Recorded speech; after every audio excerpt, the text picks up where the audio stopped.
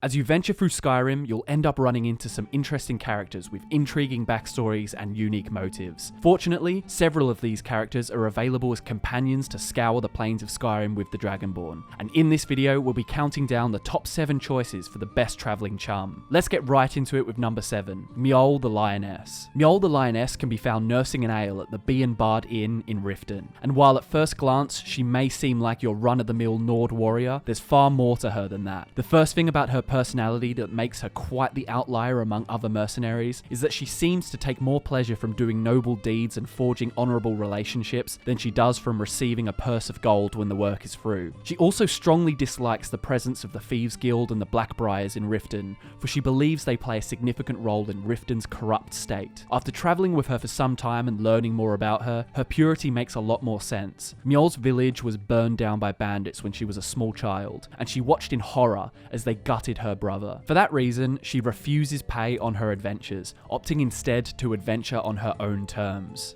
Our next companion is another Nord who seems like just your standard small-town farmer with dreams of adventuring the great unknown. But beneath the surface there is a much bigger story. In the lore, Eric lives in Röykstead and can be recruited by the Dragonborn as a companion, and when recruited, his name changes to Eric the Slayer. What is really unique about this companion is that he's based off of a real-life fan of the Elder Scrolls games. Eric the Slayer derives from Eric West, known online as Imok the Slayer, who visited Bethesda's headquarters during the production of Skyrim. Sadly, Eric passed away in May 2011, 6 months before the game's release, so in his honour, Bethesda immortalised him as Eric the Slayer. Coming in at number 5 is a companion residing at the College of Winterhold. This is the Khajiit known as Jargo. Jargo is a mage dedicated to the arcane craft. Skyrim wasn't his first port of call, but Cyrodiil was too caught up in politics and guarding secrets to teach, so this travelling scholar found himself in the northernmost province of Tamriel. As a character with such a yearning for knowledge, Jargo is willing to go the extra mile to become the best, even when that involves some questionable experiments. The only way to recruit him as a follower requires the Dragonborn to test out Jargo's homemade Flamecloak scrolls, which are bound to malfunction, and in order to test them correctly, they needed to be used on undead enemies.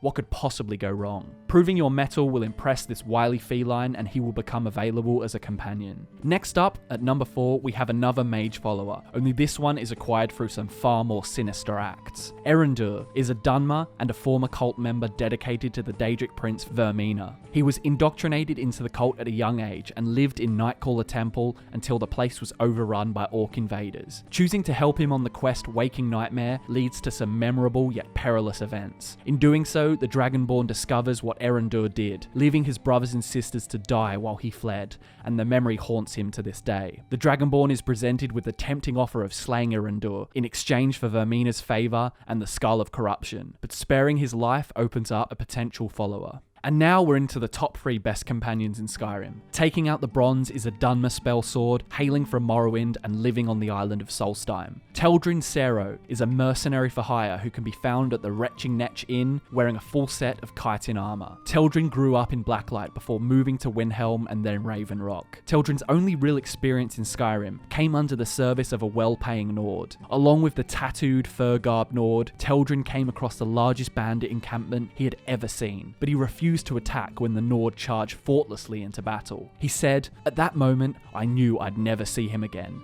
No amount of money would be worth that kind of death." Either way, Teldryn's Flame Atronach and Fire Destruction spells sizzle foes and bring back some intense Morrowind nostalgia. In second place, we have the beautiful Nord at the centre of the Dawnguard plotline. After releasing her from her crypt with an Elder Scroll slung across her back, it becomes pretty clear that Serana is quite an important character. Serana is the daughter of the infamous Lord Harkon of Castle Volkihar. She is a pure-blooded vampire, and had been locked away since the mid-late Second Era. It is revealed that her father discovered an ancient prophecy called the Tyranny of the Sun, which would block out the sun and allow vampires to roam the world freely. All he needed was 2 Elder Scrolls, Auriel's bow, and his daughter to sacrifice. But sensing the foolishness of this ploy, Serana's mother hid her and one of the scrolls away in a sarcophagus, before fleeing to Solcairn with the other. Serana's personality is plagued by a troublesome past. She is resentful of her mother for locking locking her away for centuries, but was also quite distant from her father. Her parents always valued power over their daughter, and she felt like a prisoner in their conflict. Finally, our winner for the best companion in Skyrim is Cicero. Cicero, the jester with the unmistakable high-pitched cackle, the questionable fashion sense,